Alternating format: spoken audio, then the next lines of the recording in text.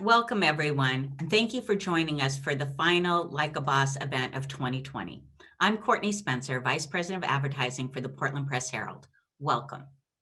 Today, Press Herald publisher and CEO Lisa DeSisto will be sitting down with Liz Cotter Schlax, President and CEO of United Way of Greater Portland.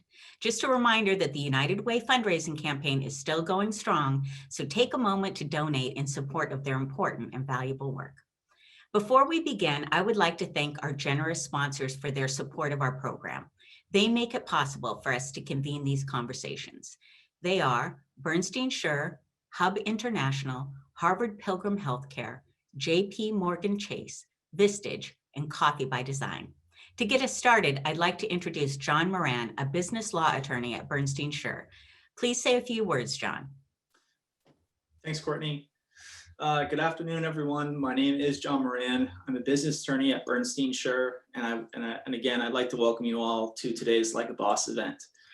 As a 105-year-old law firm that started in the Old Port and has grown to be one of the largest law firms in Maine, Bernstein Scher is very proud to support and stand with our local businesses, education, healthcare, and nonprofit organizations. The Like a Boss series provides an incredible opportunity to continue to learn from leaders in our community. So I'd like to thank Lisa and Maine today for hosting this series. We're very pleased to sponsor today's event, which features Liz Cotter Schlax, who is the president and CEO of the United Way of Greater Portland. The United Way of Greater Portland's mission of mobilizing the caring power of our community with tools for improving early childhood learning, financial stability, and healthy lives cannot be more important than it is today. Specifically through movements and initiatives like Thrive 2027, the Racial Equity Fund, and the Greater Portland COVID-19 Recovery Fund. I'm very proud and grateful to serve on the United Way of Greater Portland's Board of Directors. I can speak firsthand to the important work that Liz and the United Way of Greater Portland do each and every day to drive and accelerate positive change for our community. So with that, I'm very pleased to welcome Liz this afternoon, and I look forward to learning more about her from her conversation with Lisa. Thanks. Thank you, John. And now we'll turn it over to Lisa DeSisto and her guest, President and CEO of the United Way of Greater Portland, Liz Cotter Schlax. Thank you, Courtney, and thank you, John. Thank you to Bernstein Scher and all of our sponsors for supporting this series. And hello, Liz. We have been waiting a long time for this one. I've been waiting over a year to sit down and talk to you. You are a big supporter of Like a Boss. So if you keep going to them, eventually you end up in the chair. So welcome. Thank you so much. It is great to be here. And I want to thank Courtney and John too for your nice plugs for United Way. Really appreciate that too. Yeah, John really kind of, he unintentionally previewed the outline of what we're going to be talking about today. So if, I can't complete my duties, we're going to switch over. We're going to switch it over to him. So for those of you who submitted questions in advance, thank you. I've tried to work as many as possible in to our discussion. And also, we will be taking questions at the end. So the best way to ask a question is to pop it into the Q&A feature, which you'll find at the bottom of the screen, because it's really hard for us to pull questions out of the chat. So away we go. So Liz, before we go back to your early days in Waterville and dig into your journal that I just learned that you had as a young girl, why don't you give us just an overview of how the United Way has responded to the COVID-19 crisis? Oh, thank you. Yeah, so I was thinking back on, it was the Ides of March, right? When Maine really found itself in a whole new world, and United Way of Greater Portland immediately said, okay, what can we do? Because that is our mission, is identifying the challenges in the community and addressing them as a community. And so identifying the challenge, we knew COVID was here. We knew COVID was coming fast as well, but we didn't exactly know how it would impact our community. So as we do, we asked our community. We sent a survey out to 280 partners and got responses back. These are from all sectors, nonprofits, companies, our government partners, and said, what are you seeing already that you're concerned about? And what do you anticipate? And who do we need to make sure we're taken care of as a community. And resoundingly, our partners wrote back and said, we're very concerned about our community's most vulnerable, particularly those who are experiencing homelessness or those who are right on the verge of it. And so we launched our COVID relief fund right then in March to raise funds to support individuals through organizations that are doing great work. And in the course of about 12 weeks and 3 rounds of funding, we raised over $700,000 that we invested back into the greater Portland community through 51 partners. About 20 of them were brand new to us. We had never funded before in any way. And primarily these were basic needs. How do we get people shelter? How do we get them transportation? Food was the #1 need, but also things like language and translation services to make sure that our neighbors who don't speak English had the opportunity to learn and be safe. So that was piece #1. Piece #2 that I think many of you may be familiar with is we are with all the other United Ways in Maine and the state of Maine, we fund 211. We are the funders of 211, which is our statewide information and referral line.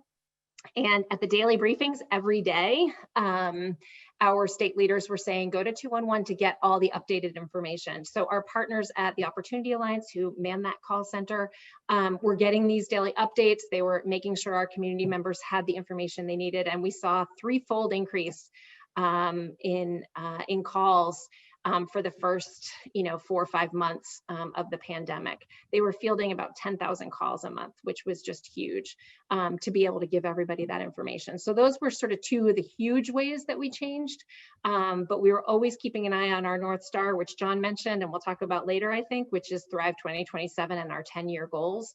But COVID definitely impacted all 3 of those goals.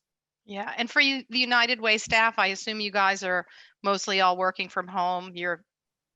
We went fully remote immediately and have gradually invited staff back to our new offices, which are at 550 Forest, and we'll look forward to welcoming folks there sometime soon, we hope. But for now, it's a few staff members who go in by choice. No one is required to come into our office, and we've been able to work entirely virtually and do all the things that we need to with our community.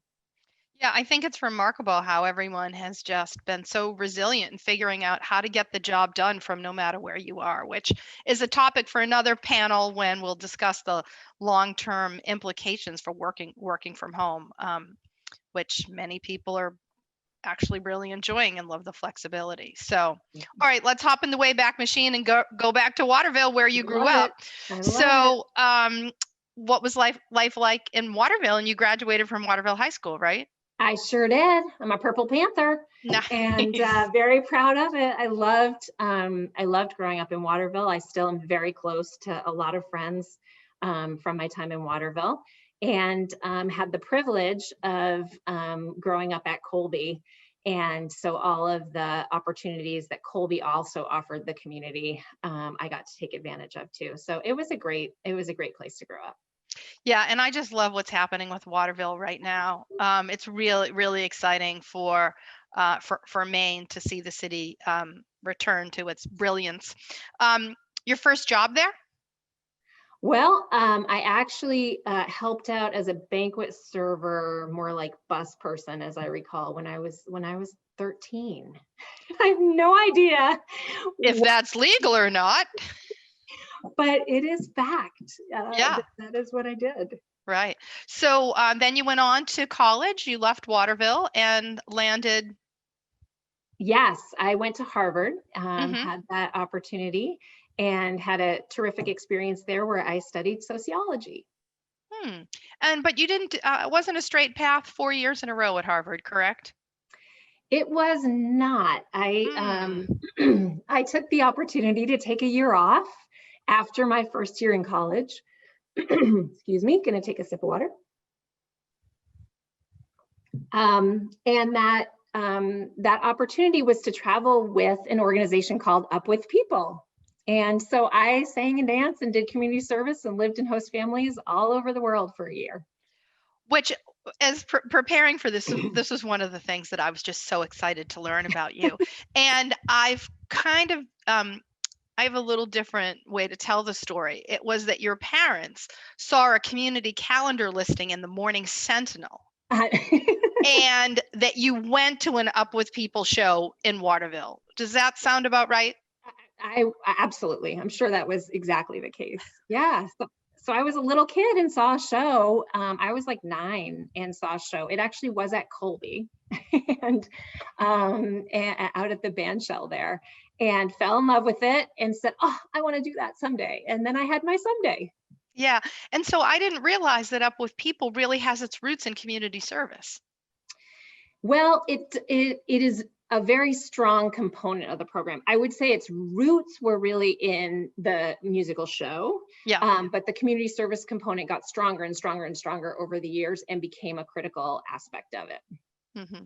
So you graduated from Harvard then with a degree in sociology. You also forgot to mention that you wanted to be a journalist.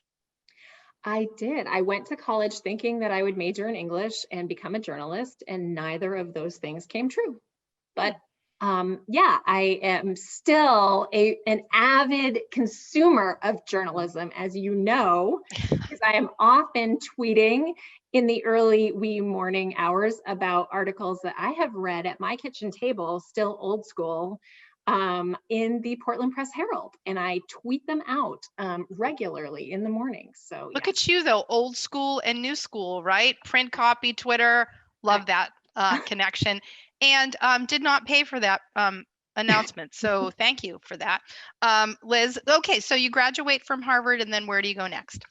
I went back to Up With People, and I had the opportunity to go back on staff where I was on the education staff. And so I did cross-cultural training for our students as we traveled to new parts of the world.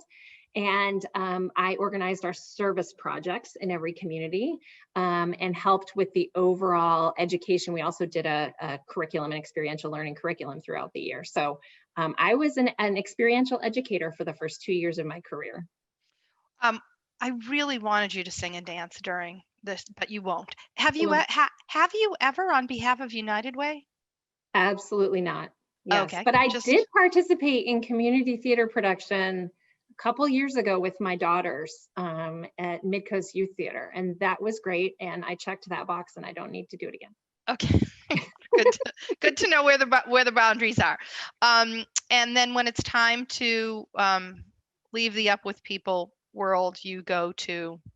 I went to Washington, D.C. My sister was there, and I had good friends there, including one from Up With People that I moved in with, and went about searching for a job and started working for an amazing nonprofit called Kaboom that builds playgrounds in low-income communities. And this was in the very early years of Kaboom. They're pretty huge now, but I think I was employee number 12 or 14 or something there. Oh, wow. Do you drive by playgrounds to this day and critique them? I do, in fact, and I am very particular about safety surfacing. So, for sure, yeah. I do not miss the puke machine, as we called it at the Robin Hood School playground, but we can talk about that another time.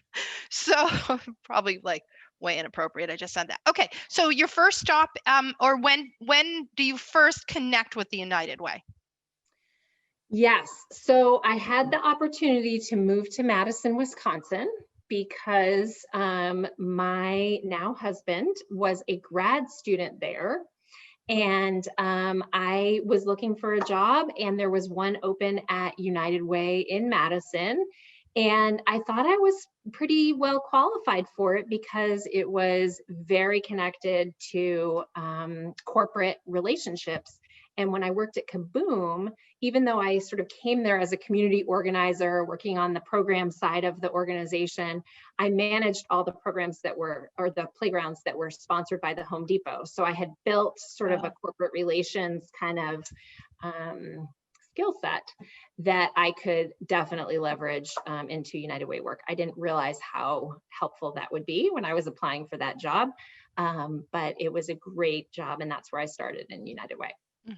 And you went on to get your MBA at Columbia. What made you focused on getting your MBA? Why did you think that was going to be important to your career?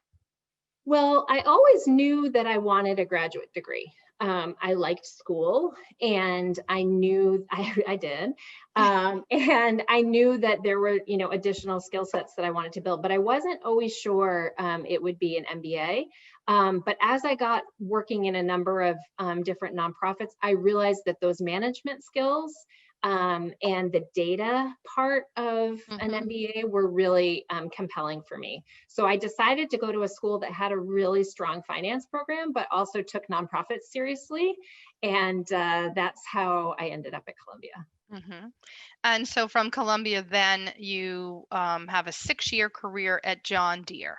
That's right. Yes. And that which takes you overseas too. It did. It did. During my time with John Deere, which is a phenomenal company, and I still am very grateful for that experience and have tremendous affinity for it. I had the opportunity to live in, I guess, four different communities in 6 years. And one of those communities was in Zweibrücken, Germany. I was there for 2 years and actually had my second child there. So that was an amazing experience too, giving birth in another country. Yeah. But that's another show as well, another story, another day. So, yeah. So any skills you picked up at John Deere that you're using today? Oh, absolutely. I think the focus on data, the focus on customer, the focus on precision, and just an amazing company that, takes its role in the world very seriously and wants to operate with excellence in everything that it does. I learned so much from my time there. And so back to the US, and you're in Des Moines now, back with the United Way. Yes, I came back and was working for John Deere in Des Moines and wanted to volunteer in community. And I knew that United Way was the place to go if you want to get involved in your community. So I knocked on their door and said, hey, I used to work for United Way. Do you have anything? I do marketing, I do strategic planning. Is there anything I could do? And they ended up offering me a job, a fantastic job leading the fundraising efforts in Des Moines. So I had to jump at that chance. And I started there leading the fundraising team, and over time also added the marketing team to that, and was there for 6 years and had an amazing experience at United Way in Des Moines. So live and work in Maine would describe you as the classic boomerang, right? You come back to Maine. Did you always think that you wanted to come back here, and talk about how you found out about your current position? Yeah, so I always knew I wanted to come back, but to be honest, I did not think it would be possible, especially with a 2-career family. And I knew that I could probably find jobs, in some sort of nonprofit capacity, but I never knew that I'd find my dream job in Maine. So when that text message came from my friend Elliot saying, hey, there's an opening here, did you know? When the Portland Press Herald published that my amazing predecessor, Suzanne McCormick, was leaving, I got a text that day from your article, and that is what told me I needed to, and as I've said to everybody since then, I am sure there is no one who worked harder to get this job, and I'm sure that I was the first application in, because I just wanted to come back to Maine and work for United Way so badly. So yeah. So Press Herald really is life-changing journalism for you and your whole family, really. Completely agree. Yeah. Yes. Okay, so let's talk about your predecessor for a second. So Suzanne had great relationships in Maine and left big shoes to fill, and now she's president of the United Way of America. Yep. So how do you respect her legacy but also chart your own course? Well, I think the respecting her legacy part was super easy because she was, really well respected. I think Suzanne really focused on telling our story and the marketing aspect, the communications part of our work. And I think that built such a strong foundation when we decided, when I came to Greater Portland, I had a strong opinion related to changing the scope of our work. And that was based on my experience working in Des Moines and seeing how this kind of change to community goals could be really powerful for a community. And I knew I wanted to do that. I had the board buy-in, but you've got to have the community's buy-in in order to do something like that. And Suzanne had left a foundation through excellent communications that enabled me to sort of use that as a launching pad to have these conversations with partners in our community to say, hey, are you on board with this idea? And here we are. So is that what led to Thrive 2027? Is When you talk about community goals? Absolutely. Yeah. So we Thrive 2027, which John mentioned first, is our community's 10-year commitment to long-lasting measurable change in 3 specific areas. So we're ensuring that we're giving kids a strong start, we're ensuring that families can thrive, not just survive, and that we all live longer, better lives. And so that came about through a community process of identifying what were priorities for our community to make a real change. And the biggest change of this was really looking at the data of the whole community and seeing where the gaps were, where we were not living up to our promise as a community, what we should be doing better, and then asking the community what they really cared enough about to change, to really work on together. And so through conversations, we had 90 community conversations with 2,000 community members to identify where we wanted to go in the next 10 years. And those 3 goals were established in 2016 by our community, and United Way said, okay, we will serve as the backbone organization for this and help move it forward. And that's become really everything that we do now is around advancing these 3 goals, Thrive 2027. How do you get your head around a 10-year goal? So what kind of milestones do you have, and how are you doing against, because I guess we're 3 years in, right? We are, yeah. So the milestones that we have in place, we established our interim benchmarks for 3 years, the first 3 years, and we're actually right now in the process of establishing our next set of benchmarks. But the volunteers who were involved at the very beginning did a lot of thinking and a lot of data analysis related to, okay, where are we and what is both reasonable but aspirational for us to attain within 10 years. So we weren't going to say 100% of kids are reading proficiently by 3rd grade. Unfortunately, we knew that we could not achieve that in 10 years. But what was both attainable but aspirational and would take us working together differently in order to achieve. And so that's how the actual goal metrics were set.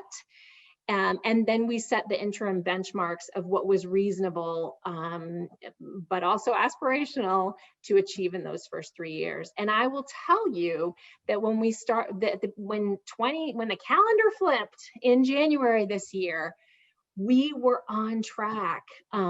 We had reached all 3, and we're seeing progress on all 3 of our goals, not reached them for 10 years, but we were seeing tremendous progress on all 3 of them. And then COVID hit. And, our 3 goals, just to be specific, we're measuring 3rd grade reading scores.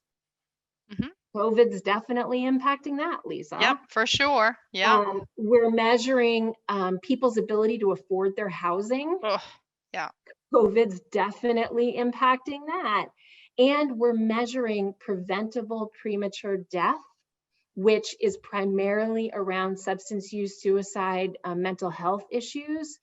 And we all know that COVID's impacting that. So we are expecting to see a negative downturn on all 3 of our goals, but we take tremendous heart and hope from the fact that when the flywheel started going and when we as a community were really working together toward this vision, we were seeing results. And that was different from the trajectory that had been happening before Thrive 2027. So we really feel like this model of all sectors coming together with a shared vision, shared metrics, and identifying what each organization can do to play its part and what each individual can do to play your part, that model is really effective, and we're sticking with it. Yeah. So you just answered Christina Luna's question, which is, what are your greatest challenges in the Thrive initiatives? But right now it's really COVID and figuring out how and when to get back on track. It is. And so obviously, we're keeping our eye on that North Star. Those 3 10-year goals were set with a lot of thought and care and aspiration. Those don't change, but the way that we have to do them when we're taking a step back, the way that we have to support remote learning now, well, we didn't think we'd have to do that, right? Like, so things are changing on the ground, but our North Star, our vision is not changing. Yeah, it's pretty remarkable when I think about it in the context of like managing projects at our organization and about how you have to get buy-in from different departments, and sometimes people stay in their own silos and they'll tell you they're going to do something, and for you to bring an entire community together around these 3 so important goals and have check-ins and progress and move it forward is nothing short of remarkable.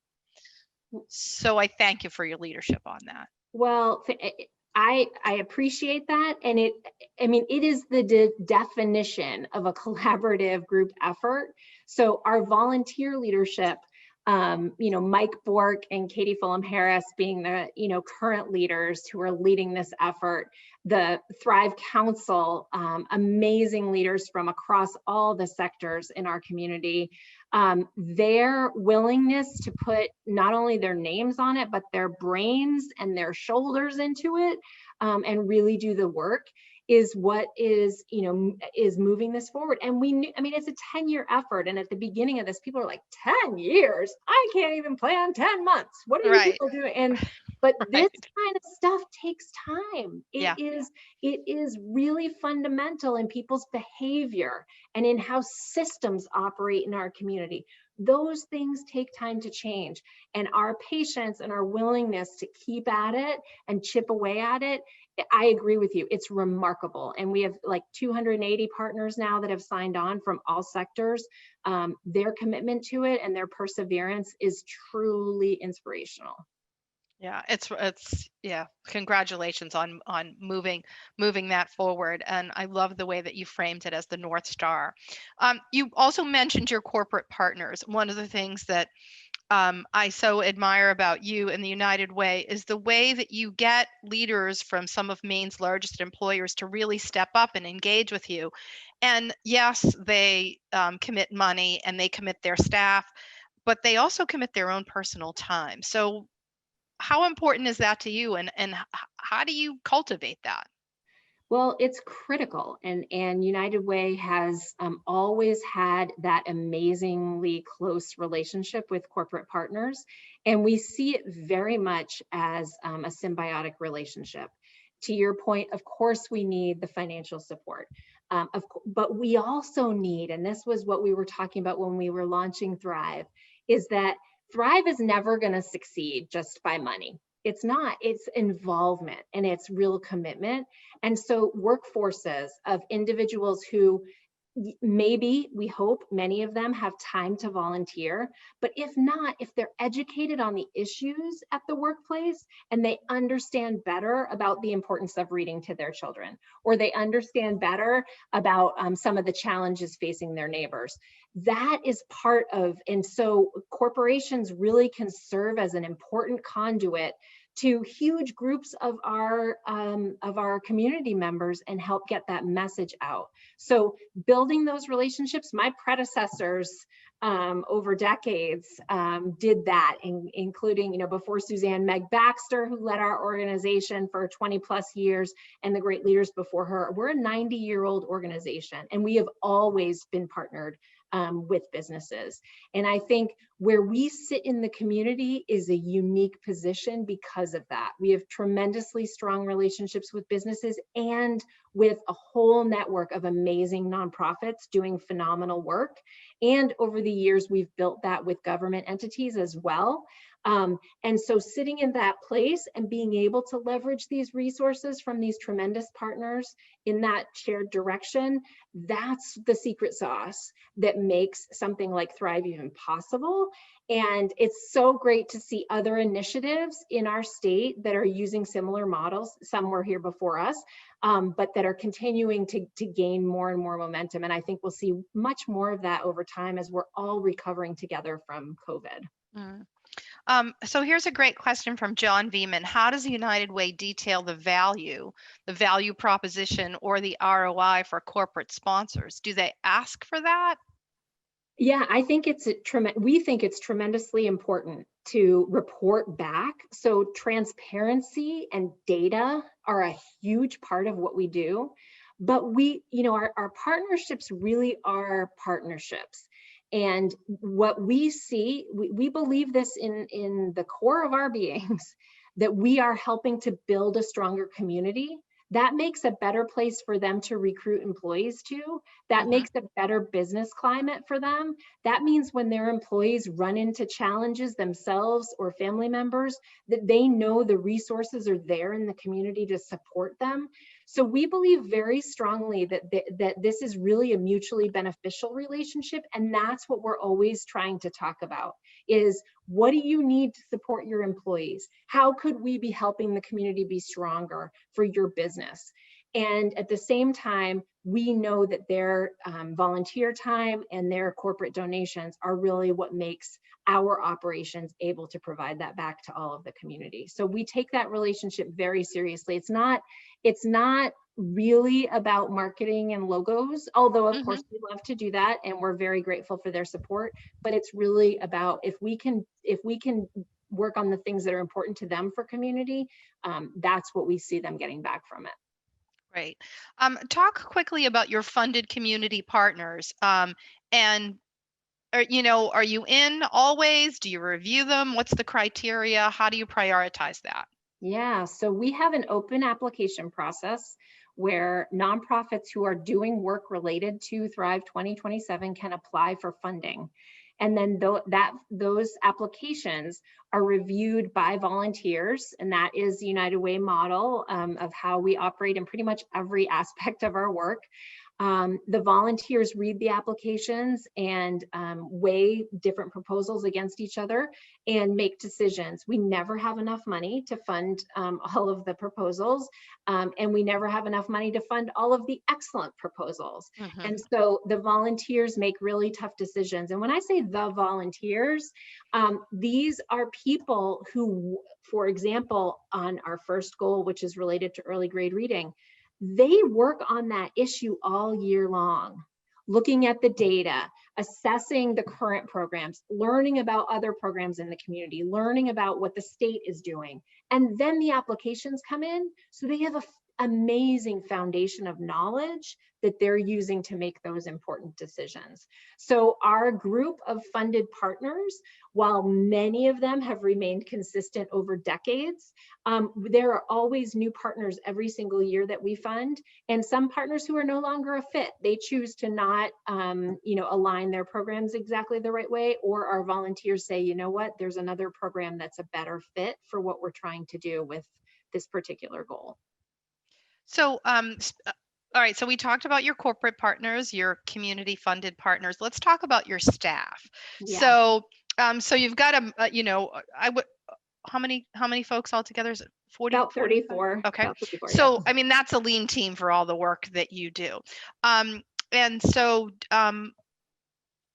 did you build the team? Did you acquire the team? And what are their biggest challenges? Because it's different the way that they have to operate.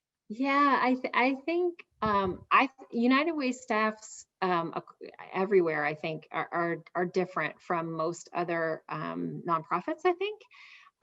But in first question, build or Or acquire. inherit. Yeah, Yeah. inherit. That's right. That's right. Yeah, build or Um, inherit and or the combo. answer, yeah, a combo, right? So, key members of our leadership team and senior leadership team have been with us 10, 15 years. But we also have, our work has changed tremendously. And so we've hired for a bunch of new roles that didn't even exist before I got here. So so that is part of it. And then of course there are employees who, choose to leave and go on to other places, but we have a great mix on both our senior leadership team, our leadership team, and our general staff of people who've been there a long time and people who are new. And honestly, our staff are extraordinary. They are incredibly intelligent and thoughtful, and they are experts in their areas, but they are willing to let others lead as when that is appropriate. And that's the thing that we always talk about when we're hiring is, and I think this is, because we rely on volunteers for literally every part of our business, we have to let them take ownership. And I think we do a really good job of that while still providing expertise and support behind the scenes. And so that what we call the lead defer balance is really tricky, because you have people who should and do take tremendous pride in their own expertise and their own opinions of how things should be done, but they're sitting with a volunteer committee. And all of those people are passionately devoting their time to this topic. And how you work in your expertise, your data, your strong feelings, it is your day job, and you should have strong feelings about how we do it with the will of the group and allow that group ownership. That's a really tricky balance, and our staff are amazing at it. And so I'm so proud to work with this team. I'm so grateful for them. And they have, especially over these last 6 months during this COVID time, they have just been extraordinary. Yeah, that's a really unique skill set, right? This lead, defer, balance, especially for your volunteers, because you want them to be engaged, you want to hear their opinions, you want them to feel ownership. So that's not your traditional kind of corporate hierarchy. So very interesting to hear about that. Let's shift to racial equity. I know that the United Way has been a leader in this space for many years. And right now, it seems many companies are finally making a long-term commitment to developing diversity, equity, and inclusion strategies. So I know you've got experience with this. What's your best advice for people that are just getting started on this? How can you have an enduring impact? Well, I think, the most, we have to look at ourselves first. We have to look at our organizations, and we have to look at our impact on those outside of our organization. So whether that's our customers or the people we serve as a nonprofit, or and I think for all of us, and yes, United Way of Greater Portland has been thinking about and working to address these issues for decades, but it has been inadequate. And we recognize that. And so, and I think that's the case with all of us, is that no matter where we are in this, it is gonna be a journey for a long time. And so understanding that it is going to be a journey, and not that we're gonna get this and in the next 6 months, we're gonna like wrap it up in a bow and then check. So if you understand that you're going on a journey with your team, and you understand that, we have to start with ourselves first, that's a very, so unconscious bias understanding, understanding privilege and how that manifests itself. United Way has a tremendous amount of privilege in this community. And so what does that mean for other nonprofits that are not that haven't been here for 90 years, that don't have the kind of board that we have, that don't have the kind of corporate relationships that we have. What does that mean for inclusivity? What does that mean for allowing others at the table? And that's a key, well, and now it sounds like I'm transitioning off your question, but that's a key reason why we've launched our Racial Equity Fund, which is to address that part of our own work where we recognize we have not been living up to what we could be doing as it relates to equity. And so again, I think you have to understand your own biases, which we all have. You have to understand your some history and where we are situated, and then looking at your organization and how it impacts community through customers or through vendors or through, you know, whatever your relationships are. I guarantee there are things that you could be working on to improve equity in those areas. I love what you said though about just understanding that United Way is privileged in comparison to other nonprofits. Absolutely. So yeah, it's a really, really important point. All right, we're gonna be shifting, I had to check the time, to questions soon. Let's talk about the annual campaign. So we kicked ours off at the Press Herald. We added a raffle component. You can have Peggy Gradinsky, who's our food editor, bake you your choice of sweet or savory treat. So we're utilizing some of the special skills on our staff. So, and we're excited about it. So how's the campaign going this year, and what's your challenge with COVID? Are people more dialed in and want to help, or are they getting pulled in a million different directions? You know, I think, so first of all, thank you. And that sounds like a really fun, is it an auction or is it a raffle? No, you can buy raffle tickets and put them in different areas. We've done it all online. Our engagement committee, they're loving it. So yeah. Well, the creativity, love it. And again, like with COVID for everybody, it changes everything. So our creativity of how we had to do things differently. So the campaign is going really well. And we are, as I hesitate to say this because I say it every year at this time, but it's true. It's cautiously optimistic that we will achieve this year's goal, because to your, to what I think you were maybe suggesting in your question, like, some people just absolutely cannot give, and they may be a 20, 30-year United Way donor, and unfortunately, they had to cut back their giving this year and maybe reduce their gift to United Way this year. But everybody understands right now how our community is hurting. That is not lost on anyone. And sometimes in other years, some of our community members may be able to live in a bubble and not be aware of the challenges facing community. That is not true this year. So everybody understands the need to support our neighbors. Many of them understand that United Way is a great place where they can do that. And so we're very hopeful that those who do feel financially stable right now are going to give significantly more than perhaps they would have in a normal year. And that will make up, we hope and expect, for those who we absolutely understand have to cut back on their giving this year. So we're seeing both play out.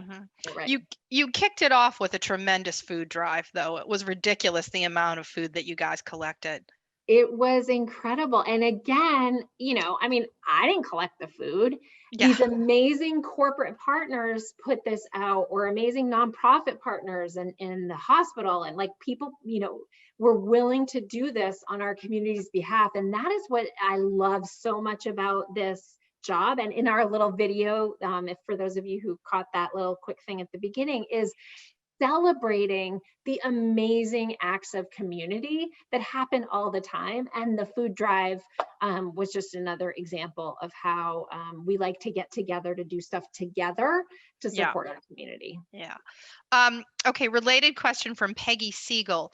What have been the effects on the United Way from numerous online opportunities to donate for very specific causes? So I see a lot of people saying, it's my birthday, and for my birthday, I want you to donate to this, or GoFundMe opportunities.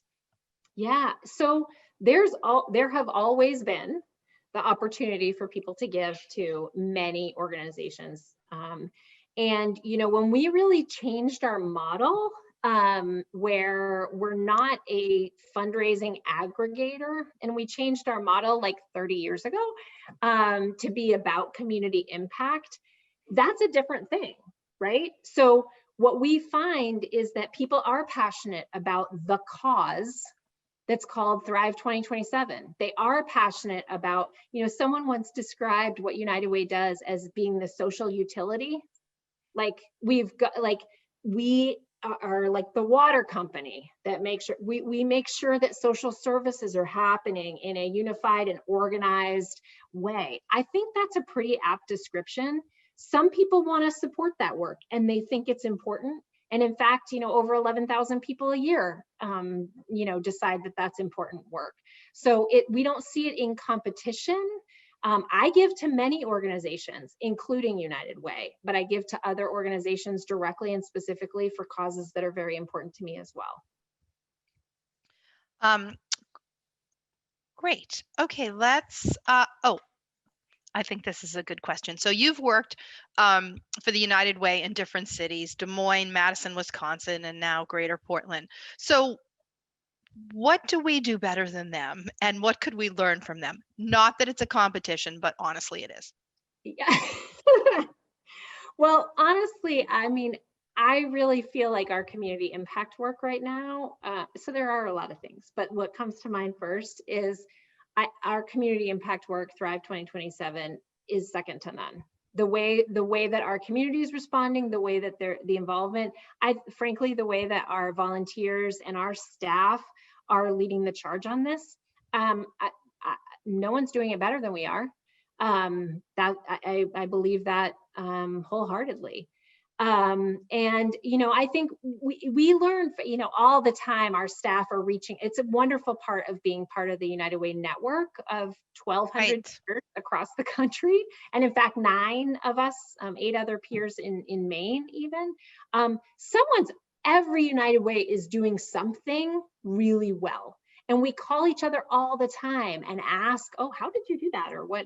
So there, in every single aspect of our work, even in our community impact work, there are areas where we can learn from others, and we do it all the time.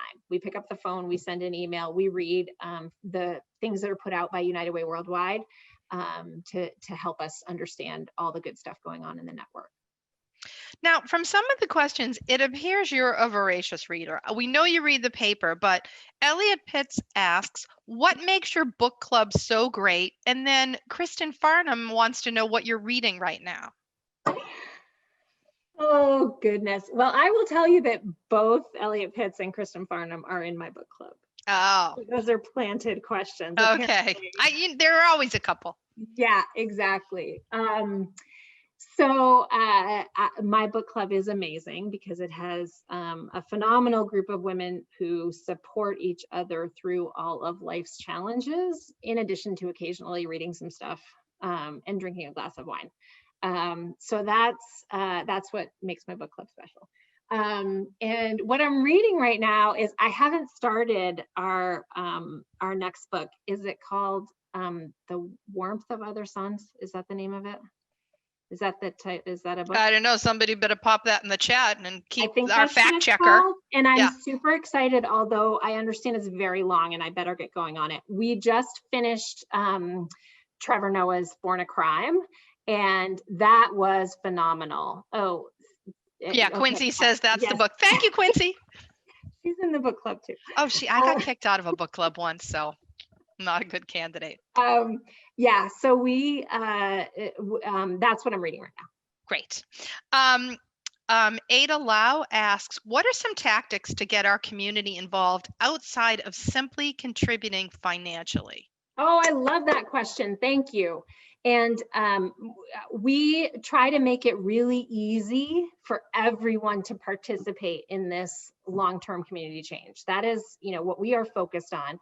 In fact, you know, John actually said our mission at the beginning, which was, I mean, it's mobilizing people to do stuff is actually our mission. It's not the doing stuff, it's the mobilizing people to do stuff. Mhm. So, so if you go to our website, unitedwaygp.org, you can find how you can volunteer. And obviously the opportunities during COVID have changed dramatically. So there's a little button you can click volunteer, but you can search volunteer. You can filter for like, oh, I only want Saturdays, and oh, I only want to work with elderly, and whatever. But there are opportunities that are available now that our community needs in this time. And then we also really strongly are asking people to get involved and raise their voices on issues that are important to them. And so advocacy is sort of the third leg of the United Way stool. Give, advocate, volunteer, we say. And so again, there's like an advocacy button on our website that you can click on, but it also enables us to, you can get on, oh, I thank you very much. Oh yeah, Strawberry doesn't miss a beat. Got it in there. Yeah. We do have a legislative update that you can receive, and you can sign up for advocacy alerts, which are super cool. Like we've just been advocating for support for childcare centers, for example, in the federal package, and make sure that hopefully a federal stimulus package will be coming, and it will have childcare support for childcare centers in it. We make it very easy for you to advocate on behalf of that issue if that's important to you. So sign up for our legislative alerts as well. Great. Patty Dyer, is that how I say her? Dyer, Patty Dyer, former colleague of yours from John Deere. What guidance would you give college graduates about a career in nonprofit versus for-profit organizations? A great question. It is a great question. And, you know, I don't think that there's a huge distinction. I think, and, you know, I have high school age daughters, and I believe wholeheartedly that the advice that we should be giving people is to find something you love doing and that you're passionate about and that can support you. So for some people who are really passionate, like Patty maybe, or about farm equipment, and you know, you should go work for John Deere, and you should put your heart and soul into something meaningful to you. And for some people, that's going to be a nonprofit career. You can do almost any job in either of the sectors, but you got to find, you know, what fits for you and what makes you feel like you want to get up in the morning and do your job.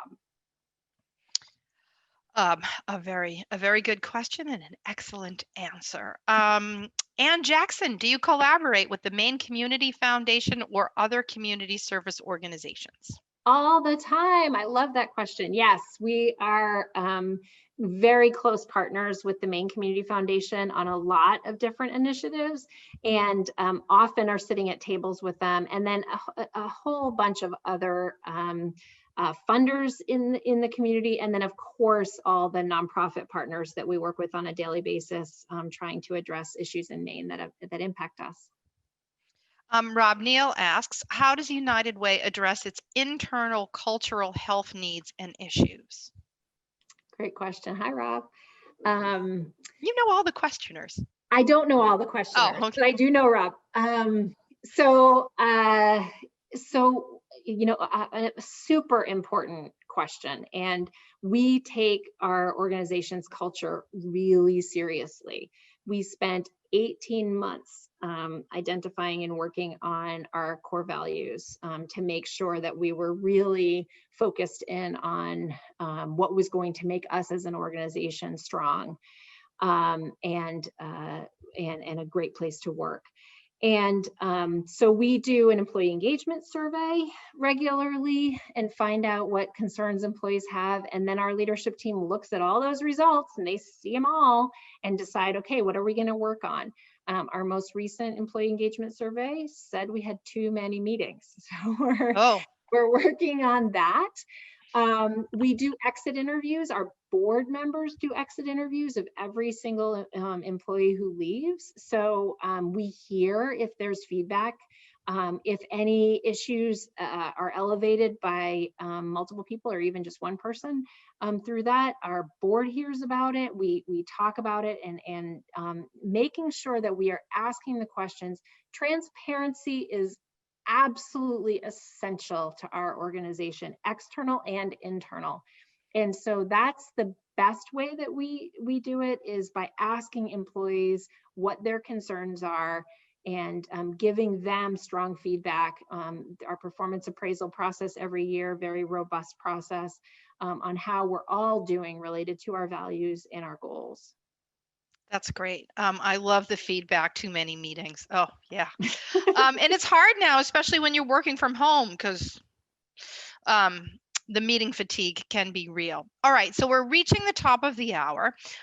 Let us close with what's a recent impact story that you can share that really tells the tale of how United Way is supporting someone or an organization? So to you. Well, I'm thinking of an amazing woman named Helen, who I had the opportunity to meet and learn more about. Helen came to Portland in 2017 with her 3 children. She's an asylum seeker from Africa, and came here and found herself at the family shelter in Portland. And there she started to get connected to some community services and was connected with Project WIN, which is Women in Neighborhoods. And that's a program that was totally designed and developed and is funded by our affinity group called Women United, which is a group of caring women philanthropists. And Lisa has just actually joined that group. But Helen is a woman who's been supported in that program. And so Helen did not speak English as her first language. She clearly needed shelter. She was at the family shelter and she had children. They needed schooling. And what Project WIN does is it takes a 2-generation approach, which is working with parents and children simultaneously to elevate the whole family at once, because sometimes you can really have a mismatch if you're doing all this effort to kids and something's dysfunctional or not working well with a parent. Your efforts can really be diminished. So working with whole families is really an important and strategic approach that Project WIN does. So through the support through Project WIN, through some case management and the support of our generous donors, Helen was able to find housing. She was able to take English classes. She took a CNA, nursing assistant class, got a job as a CNA, realized she wanted to move to an apartment that she chose with her family in a neighborhood that felt good for her, got a micro loan from Prosperity Maine through this to be able to do that, to get her security deposit and first month's rent. She got a job in Falmouth as a CNA. And she is now taking, her dream is to be a physical therapy assistant tech. And she's taking classes right now at SMCC that are funded and supported by Women United to enable her to take that next step in her career. Meanwhile, kids enrolled in Head Start, after school programming supports. So with wraparound services and holding up Helen and her family, we are able to move a whole family forward, and she's doing great now. So thank you so much to everyone who is supporting United Way's work, including that type of work in Project WIN. Wow, that's a great story. And so many pieces and people came together to support them. So absolutely. And tremendous. multiple, YMCA, the Opportunity Alliance, Portland Adult Education, Prosperity Maine, all of those organizations played a part in that one story. And that's what United Way, I think, does so well, is connect those dots, because people have multiple needs. And how do we connect that? Well, Liz, we're so glad that you came back to Maine. Thank you. We really appreciate the energy and the passion that you have supporting our community, and we're all in it on Thrive 2027. So really need to move that forward. Those 3 such important community goals. Thank you for being my guest today. We waited a long time for this. And I want to say to everyone, thank you for, and thank you to Liz for wrapping up Like a Boss 2020. It's been a very interesting year. I've enjoyed doing these online, although I hope one day we can all be back together, cramming donuts. Next year, we already have Jay Mizelsky from IDEX Great. lined up, as well as Joan Farini Mundy, the president of UMaine. So we're already planning into 2021. So thank you everyone for joining us. Thank you, Liz. Have a great weekend, everyone. Stay safe, mask up.